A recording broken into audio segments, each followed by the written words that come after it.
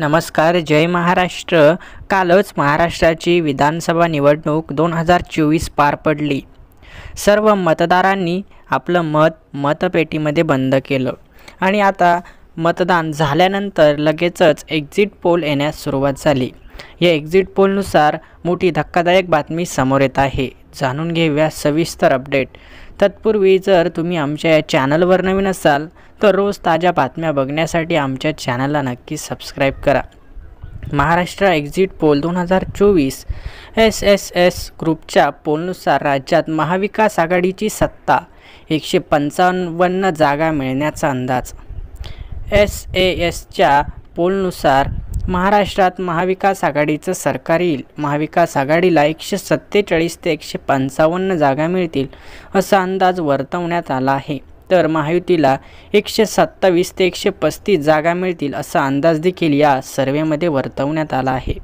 महाराष्ट्रात भाजपला 80हून जास्त जागा मिळणार असा अंदाज TV9 रिपोर्टने वर्तवला आहे. तसंच एकनाथ शिंदेंच्या शिवसेनेला 25हून जास्त जागा मिळतील असा अंदाज देखील या पोलनुसार वर्तवण्यात आला आहे.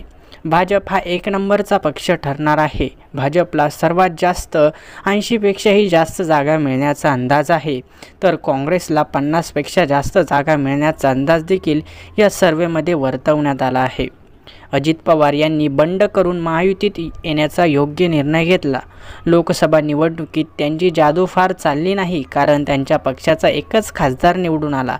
आता अजित पवारांची राष्ट्रवादी 6व्या क्रमांकावर जाईल असा अंदाज आहे.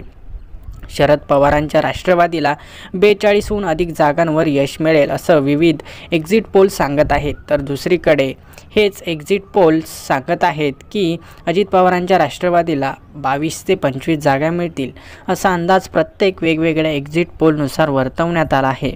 परंतु बहुतांश एक्झिट पोल हे महाराष्ट्रामध्ये महाविकास आघाडीचंच सरकार येणार असा अंदाज वर्तवण्यात येत आहे. त्यामुळे आता महाराष्ट्रामध्ये भाजप महायुतीला मोठा झटका बसण्याची शक्यता आहे आणि महाविकास आघाडीचं सरकार पुन्हा महाराष्ट्रामध्ये येण्याची शक्यता आहे.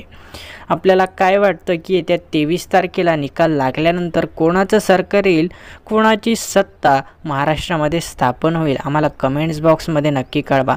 आणि महाविकास आघाडीचं सरकार आल्यानंतर नेमका मुख्यमंत्री कोण होईल, आपल्याला काय वाटतं, आम्हाला कमेंट्स बॉक्समध्ये नक्की कळवा. आणि अशाच ताज्या घडामोडी दररोज बघण्यासाठी आमच्या या चॅनलला देखील नक्की सबस्क्राईब करून ठेवा. धन्यवाद.